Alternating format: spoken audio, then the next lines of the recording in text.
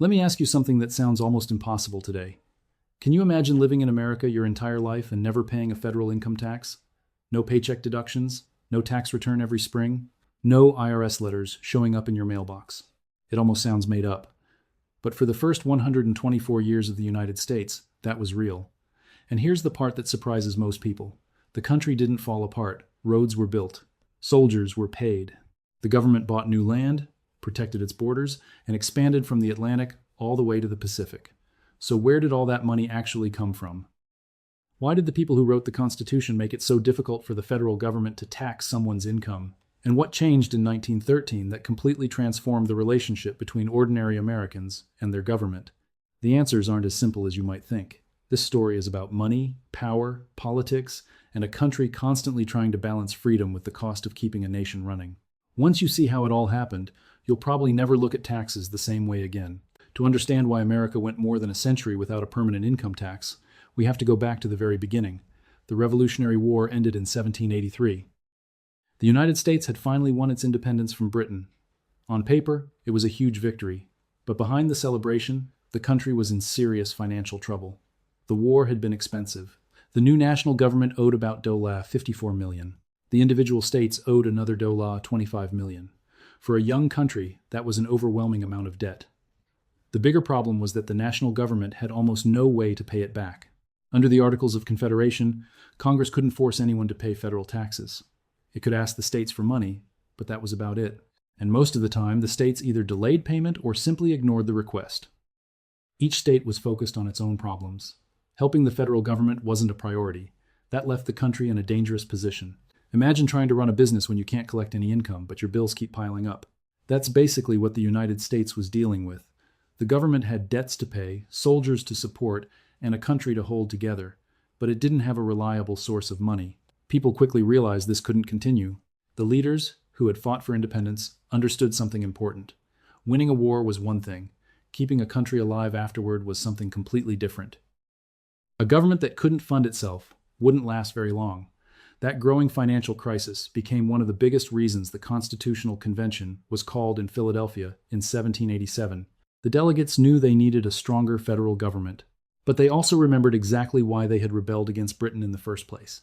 Many of them believed that giving the government unlimited taxing power could eventually create the same kind of abuse they had just escaped, so they faced a difficult question.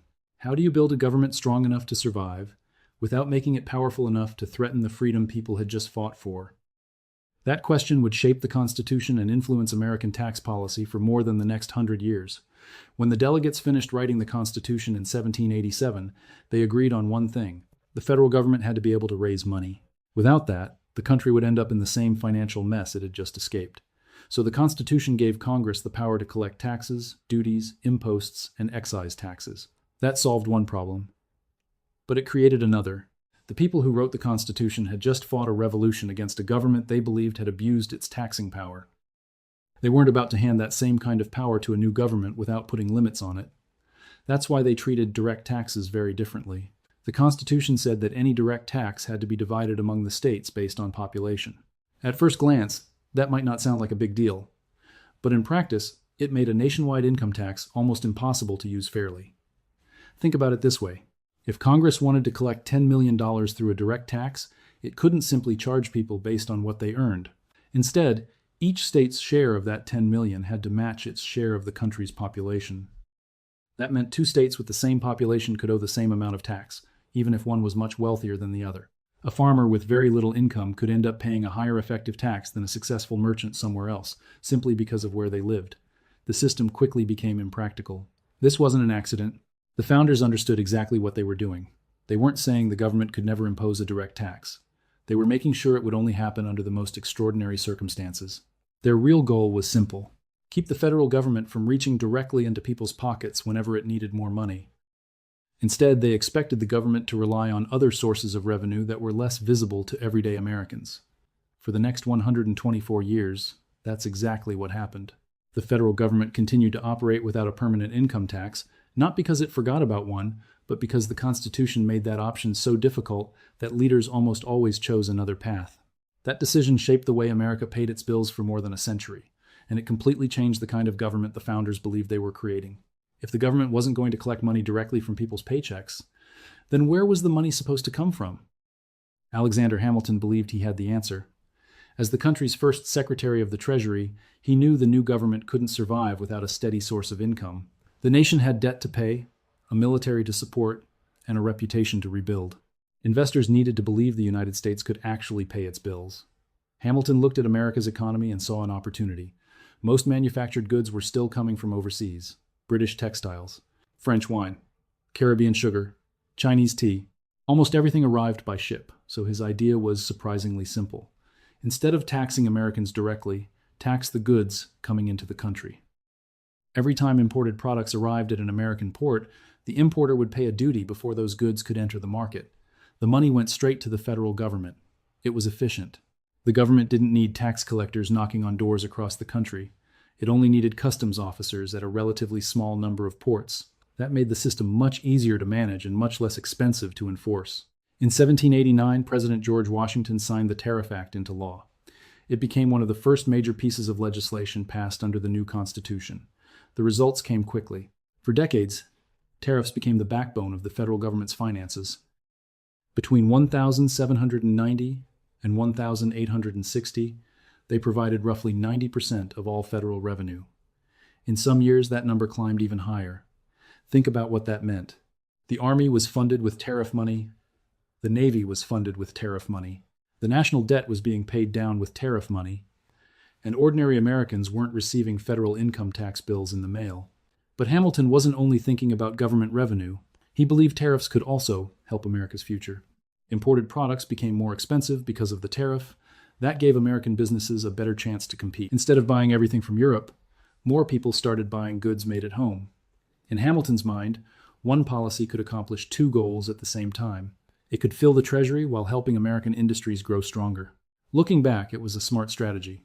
Federal revenue grew rapidly, the country's finances became more stable, America's credit improved, and before long, a nation that had once been buried in debt was earning the confidence of investors around the world. But Hamilton also understood something important. Depending on tariffs alone could be risky. Trade could slow down. Wars could interrupt shipping. Economic downturns could reduce imports almost overnight. If that happened, government revenue would fall with it. He knew the country eventually needed another source of income. The problem was, that next idea would spark one of the first major conflicts between the American people and their new federal government. Hamilton knew tariffs couldn't solve every problem forever. If trade slowed down, government revenue would drop right along with it. So he looked for another source of income. His solution was a small excise tax on whiskey. On paper, it didn't seem unreasonable. The tax was supposed to help pay off the nation's debt. Congress approved it, and President George Washington signed it into law in 1791. But what looked like a simple financial decision in Philadelphia felt completely different to people living on the western frontier. Out there, whiskey wasn't just another drink. For many farmers, it was part of everyday life and a big part of the local economy. Growing corn and grain was easy. Getting those crops across the Appalachian Mountains wasn't. The roads were rough, transportation was expensive, and hauling heavy crops over long distances often wasn't worth the cost. So farmers found a better solution. They turned their grain into whiskey. It lasted longer, was easier to transport, and in many communities, it worked almost like cash. People traded whiskey, paid debts with it, and used it to buy supplies. Then the federal government stepped in and said every gallon would be taxed. Many farmers felt betrayed. From their point of view, they had just fought a revolution against unfair taxes. Now the new government they had helped create was asking them to do the very thing they thought they had escaped. The anger spread quickly. Tax collectors were threatened, beaten, and driven out of town. Some had their homes attacked. Others received anonymous warnings telling them exactly what would happen if they kept collecting the tax. Before long, the conflict grew far beyond angry protests. By the summer of 1794, thousands of armed men had gathered in western Pennsylvania. Government officials worried the rebellion could grow into something much bigger, even another fight against federal authority. President George Washington saw it as a test the young nation couldn't afford to fail. If the government backed down, he believed every future law could be challenged by force instead of through elections or the courts. So Washington made a decision no president has ever repeated. He personally led nearly 13,000 militia troops toward the rebellion, becoming the only sitting U.S. president to take the field as commander-in-chief. When the militia arrived, most of the resistance disappeared. The rebellion collapsed without a major battle. Around 150 men were arrested. 2 were convicted of treason, but Washington later pardoned both of them. The fighting ended, but the political damage didn't. Many Americans blamed the whiskey tax itself for creating the crisis. Critics argued the government had pushed too hard, too fast. Among them was Thomas Jefferson, who had warned from the beginning that internal taxes would provoke exactly this kind of backlash. When Jefferson became president in 1801, one of his first major decisions was to repeal every internal tax, including the whiskey excise. From that point on, the message was clear. During peacetime, the federal government would depend mainly on tariffs instead of reaching directly into the lives of ordinary Americans. That approach would shape federal finances for decades to come. After the Whiskey Rebellion, Washington had proven that the federal government could enforce its laws. But politically, the message from the public was just as clear. Americans were willing to accept taxes on imported goods. They were far less willing to accept taxes that reached directly into their daily lives.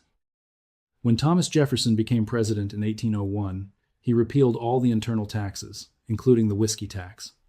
From that point on, the federal government went back to relying almost entirely on tariffs. That became the pattern for generations. During peacetime, tariffs paid the bills.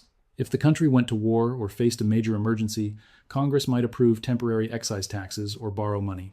But once the crisis passed, those taxes were usually removed. It reflected how most Americans thought about government at the time. People didn't want Washington constantly looking for new ways to tax them. They preferred a system where most federal revenue came from trade instead of directly from workers and families. And honestly, it worked surprisingly well for many years. One reason was that the federal government was much smaller than it is today. There was no Social Security, no Medicare, no Medicaid, no federal welfare system, no Department of Education, no Department of Energy, no Environmental Protection Agency. Most of the programs Americans think of today simply didn't exist. The government's responsibilities were limited. It focused on national defense, foreign affairs, the postal service, customs collection, the courts, and managing public lands. That meant it didn't need anywhere near the amount of money the federal government spends today. In 1800, the civilian federal workforce was only a few thousand people. Military spending was also relatively small compared to the size of the economy. Even by 1860, just before the Civil War, the entire federal budget was tiny by modern standards. Tariffs were enough to keep everything going. Of course, the system wasn't perfect. Tariff revenue depended on trade. If fewer ships arrived at American ports, government income dropped. Wars, economic downturns, or international disputes could all reduce imports and shrink federal revenue almost overnight. Leaders understood that weakness from the beginning. Still, for decades, they accepted that trade-off. They believed a smaller government funded mainly through tariffs was preferable to one that depended on collecting income directly from its citizens. For more than half a century, that philosophy shaped how America operated. It wasn't because the country had unlimited money. It was because most people believed the federal government should stay limited, and the tax system reflected that belief. But tariffs weren't the only reason the government stayed afloat. The United States had another valuable resource that few other nations could match. It owned an enormous amount of land. Tariffs kept the government running, but they weren't the only source of money. The United States had something that most countries could only dream about: land, an incredible amount of it. After winning independence, the federal government controlled huge areas west of the Appalachian Mountains. Then the country kept expanding. New territory came through purchases, treaties, and wars. Places like Louisiana, Florida, Oregon, and the Mexican Cession added millions upon millions of acres to federal ownership. That land wasn't just empty space on a map. It was one of the government's biggest financial assets. Instead of raising taxes, the government could simply sell land. In 1785, Congress created a system for surveying and selling public land. At first, buying land wasn't easy. People had to purchase large parcels, and that put ownership out of reach for many families. Over time, those rules changed. The minimum amount of land became smaller. Buyers were allowed to pay over time. Later, the price was reduced, making land ownership possible for far more Americans. As more settlers moved west, land sales grew right along with them. The money coming in was significant. On average, land sales brought in about 14% of what the government collected through tariffs. Some years were even better. During the land boom of the 1830s, demand exploded. New territory had opened in the South and West, and thousands of people wanted farms, businesses, and new opportunities. In 1836 alone, the federal government sold more than 20 million acres of public land. The amount of revenue was so large that the government actually ended up with more money than it needed. Then something happened that has never been repeated in American history. In 1835, during Andrew Jackson's presidency, the United States paid off virtually its entire national debt. For a brief moment, the federal government owed almost nothing. It was an extraordinary achievement, made possible in large part by years of strong tariff collections and booming land sales. But this success came with a much darker reality. Much of the land being sold had once belonged to Native American tribes. For generations, these communities had lived on and cared for these lands. As the United States expanded westward, many tribes were forced off their ancestral homelands through removal policies and broken treaties. So while land sales filled the federal treasury, they also came at an enormous human cost. That made public land one of the most controversial issues of the 19th century. Some people wanted the government to keep selling it for revenue. Others believed it should be given to settlers to encourage westward expansion. Still others argued that large sections should go to railroad companies to help build the nation's transportation network. Those debates became deeply connected to other national conflicts, including slavery and the future of the expanding United States. By the early 1860s, the country was already under intense political pressure. Then the Civil War began. And almost overnight, the financial system America had depended on for decades was no longer enough. For decades, the system had worked. Tariffs brought in most of the government's money. Land sales helped fill the gap. As long as the country stayed at peace, Washington could keep operating without asking Americans to pay a permanent income tax. Then, the Civil War began. Almost overnight, everything changed. The cost of fighting a war on that scale was unlike anything the federal government had ever faced. Before the war, government spending was relatively modest. Just a few months after the first shots were fired, military expenses exploded. By the end of the war, the Treasury was spending tens of millions of dollars every month. The old system simply couldn't keep up. Tariffs were no longer enough. Trade had slowed because of the war. Shipping was disrupted, southern ports were blockaded, and customs revenue dropped at the exact moment the government needed more money than ever before. Washington had run out of easy options. So in 1861, Congress did something that would have been almost unthinkable just a few years earlier. It passed America's first federal income tax. President Abraham Lincoln signed the Revenue Act of 1861 into law. It placed a flat 3% tax on annual incomes over $800. At the time, only a small percentage of Americans earned that much, so the tax affected relatively few people. But there was one problem. The law wasn't well organized, and there was no effective system to collect the money. As a result, it brought in very little revenue. Congress quickly realized it had to do better. The following year, lawmakers passed the Revenue Act of 1862, and this time they built a much stronger system. Instead of one flat rate, the new law introduced America's first progressive income tax. People with higher incomes paid a higher percentage than those earning less. Later, Congress increased the top rate again as the war became even more expensive. Income taxes were only one part of the plan. The government also taxed liquor, tobacco, playing cards, leather, jewelry, telegrams, manufactured goods, business licenses, corporate profits, inheritances, and dozens of other products and activities. It seemed like almost everything could be taxed. One government official later joked that Congress followed a simple rule: if you could find something, tax it. Behind the joke was a serious reality. The government was desperate for money. Just as important, the Revenue Act of 1862 created a brand new office inside the Treasury Department to collect these taxes. It started with only a handful of employees, but it expanded quickly as tax collectors spread across the country. That small office would eventually become the Internal Revenue Service, better known today as the IRS. Even with all these new taxes, they still weren't enough to cover the cost of the war. Only about 1/5 of the Union's military expenses came from taxes. The rest came from borrowing huge amounts of money through government bonds and from issuing paper currency known as greenbacks. For the first time, the federal government was printing large amounts of paper money to help finance a national emergency. Still, one thing is easy to miss when looking back at this period. Almost nobody expected the income tax to become permanent. People saw it as an emergency measure, a temporary solution for an extraordinary crisis. The country was fighting for its survival, and most Americans accepted that unusual times called for unusual decisions. Once the war ended, many believed the income tax would disappear, along with the emergency that had created it. And for a while, that's exactly what happened. When the Civil War finally ended, the country was exhausted. The fighting was over, and the emergency that had justified so many new taxes was gone. Most Americans expected life to return to normal, and that included the tax system. That's exactly what happened. In 1872, Congress officially repealed the federal income tax. It had always been presented as a temporary wartime measure, not a permanent part of everyday life. Once the nation was no longer fighting for its survival, lawmakers saw little reason to keep it. For many people, that decision made perfect sense. The federal government went back to the approach it had relied on for decades. Instead of collecting taxes directly from people's incomes, it once again depended mostly on tariffs and excise taxes. Customs duties on imported goods remained the biggest source of revenue.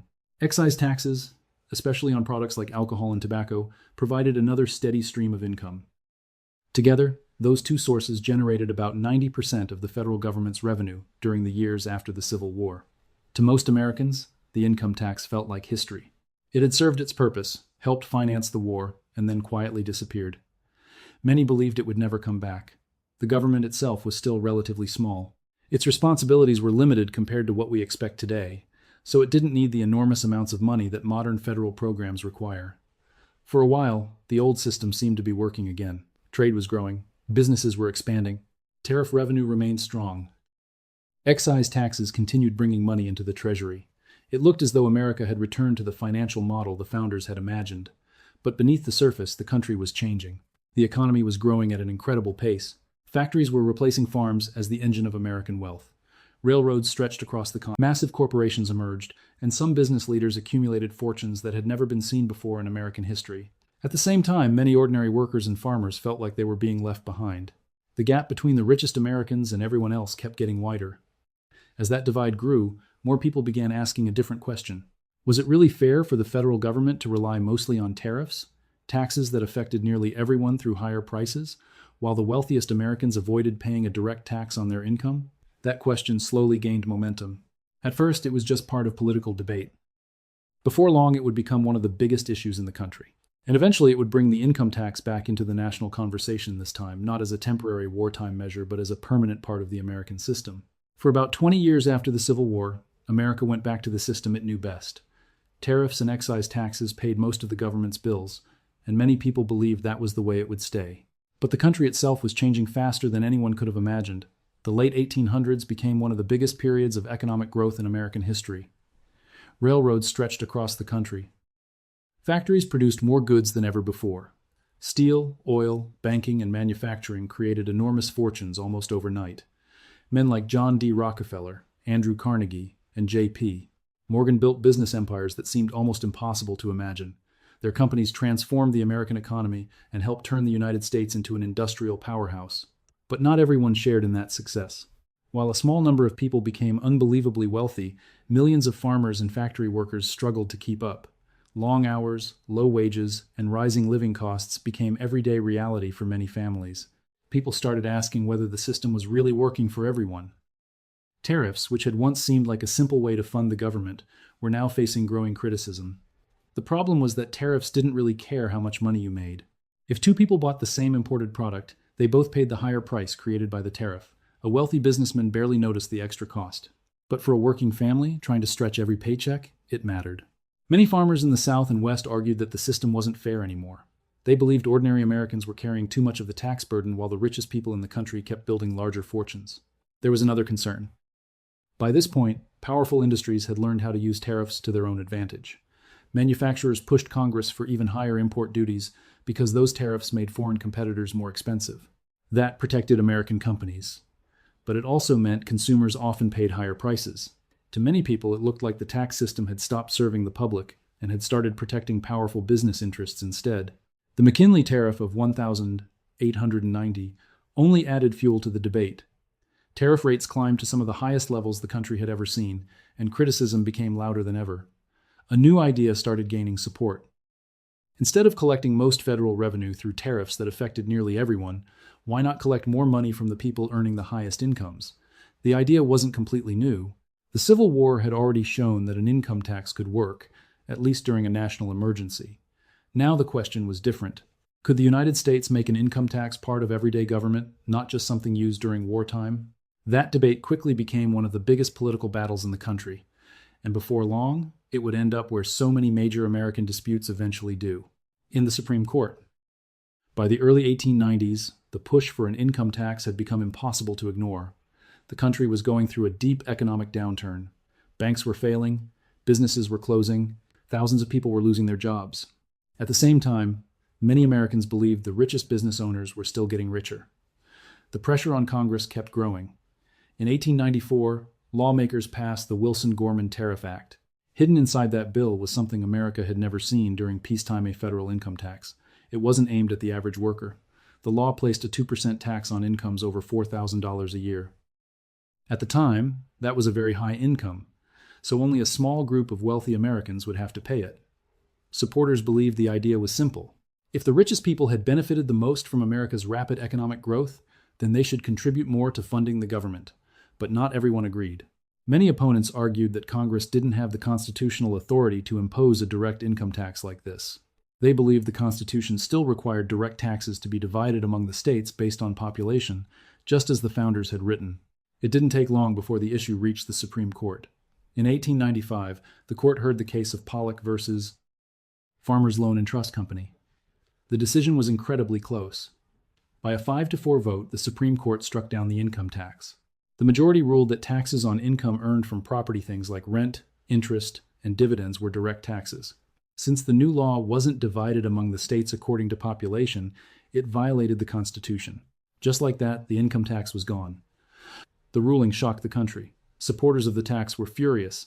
Many farmers, workers, and reformers believed the decision protected wealthy Americans while leaving everyone else to keep paying higher prices through tariffs.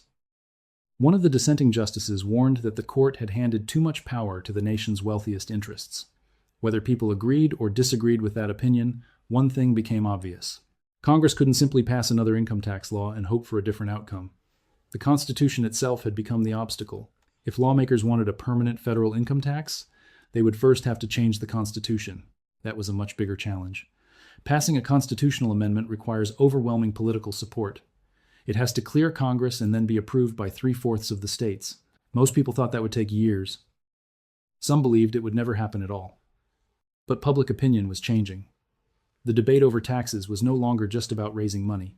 It had become a debate about fairness, economic power, and the role of the federal government itself. And before long, those growing political pressures would lead to one of the most important constitutional changes in American history. After the Supreme Court struck down the income tax in 1895, it became clear that passing another tax law wouldn't solve the problem. The Constitution itself had to change. That wasn't something Congress could do overnight. A constitutional amendment requires a 2/3 vote in both houses of Congress. Then it has to be approved by 3/4 of the states. It's one of the hardest things the American government can do. For years, the debate continued. Supporters argued that the country had changed. The economy was bigger, corporations were more powerful, and the federal government needed a fairer way to raise money. Opponents saw it very differently. They believed a permanent income tax would give Washington far too much power. They warned that once the federal government could tax people's earnings directly, there would be very few limits on how large it could become. Both sides believed they were protecting the country. The breakthrough came from an unexpected place. In 1909, President William Howard Taft proposed what became the 16th Amendment. Taft wasn't known as a political radical. In fact, many people considered him a conservative Republican. That made his proposal even more surprising. The amendment was straightforward. It gave Congress the clear constitutional authority to tax income without dividing the tax among the states based on population. In other words, it removed the legal barrier that had blocked a permanent income tax for more than a century. The fight wasn't over. The amendment still had to be approved by the states, and that process took nearly 4 years. Powerful business interests opposed it. Many wealthy industrialists argued that it would expand the federal government too much and discourage investment and economic growth. But public opinion had been shifting for years. The progressive movement was gaining momentum, and more Americans believed the tax system should ask the wealthiest citizens to contribute a larger share. Then came the election of 1912. The political climate had clearly changed. Finally, on the 3rd of February 1913, the 16th Amendment was officially ratified. For the first time in American history, Congress had unquestioned constitutional authority to create a permanent federal income tax. It didn't wait very long. Later that same year, lawmakers passed the Revenue Act of 1913. The new tax was actually quite modest. It started at just 1% for incomes above $3,000, with higher rates applied only to the highest earners. Only a small percentage of American households paid it. At first, it didn't replace tariffs as the government's main source of revenue. But something much more important had happened. The foundation had been built. The legal authority was now permanent. The government no longer had to wonder whether an income tax was constitutional. That question had finally been answered. What no one fully realized at the time was that this amendment wouldn't simply change the way the government collected money. It would gradually change the size, reach, and role of the federal government itself for generations to come. When the 16th Amendment was ratified in 1913, the income tax looked pretty modest. The highest rate was only 7%. Only a small percentage of Americans made enough money to pay it. At that moment, it probably didn't seem like the country had changed very much. But history had other plans. Just 1 year later, World War I broke out in Europe. As the United States prepared to enter the conflict, the federal government needed far more money than anyone had expected. Congress responded the fastest way it could. It raised income tax rates. Again and again. Within just a few years, the top rate climbed from 7% to 77%. More Americans were required to pay income taxes, and the federal government suddenly had access to a level of revenue it had never had before. Even after the war ended, one thing never changed. The income tax stayed. Over time, it became one of the federal government's biggest and most dependable sources of revenue. Then, another major shift happened during World War II. In 1943, the government introduced payroll withholding. Instead of asking people to pay one large tax bill at the end of the year, employers started taking taxes directly out of every paycheck before workers ever saw the money. That changed everything. For most Americans, paying income taxes became part of everyday life. It wasn't a separate event anymore. It simply happened automatically. At the same time, the federal government kept expanding. Programs like Social Security, Medicare, and Medicaid were created. Washington became more involved in education, transportation, housing, energy, environmental protection, and many other parts of daily life. None of that would have been possible without a much larger and more reliable source of revenue. Today, the picture looks completely different from the one the founders knew. Individual income taxes and payroll taxes now provide the overwhelming majority of federal revenue. Tariffs, which once paid for almost the entire federal government, now account for only a small fraction. It's a remarkable shift. For more than a century, America operated with a government funded mostly through trade. Today, it operates with a government funded mostly through taxes on income. That doesn't automatically mean one system was better than the other. Each reflected the needs, priorities, and challenges of its own time. But one thing is hard to ignore. The founders designed a system that made direct taxation extremely difficult because they wanted to keep the federal government limited. Over time, the country changed. The economy changed. The expectations of government changed. And eventually, the tax system changed with them. That's why this story isn't really just about taxes. It's about how one constitutional change reshaped the relationship between the American people and their government. More than a century later, we're still living with the results. Looking back, it's easy to think this story was only about taxes. But it really wasn't. It was about how a country chooses to fund itself, and how those choices slowly shape the relationship between its people and their government. For more than 120 years, the United States proved that a nation could operate without a permanent federal income tax. Then history changed. Wars, industrial growth, economic inequality, and political pressure pushed the country in a completely different direction. Whether you think those changes were good or bad is up to you. But understanding why they happened gives you a much clearer picture of how America became the country it is today. History rarely changes because of one single event. Most of the time, it changes one decision at a time, until, years later, you realize the entire system looks completely different. If you enjoyed exploring this forgotten chapter of American history, I'd really appreciate your support. Subscribe to Forgotten Code, leave a like if this video gave you a new perspective, and let me know your thoughts in the comments. Thanks for watching, and I'll see you in the next story.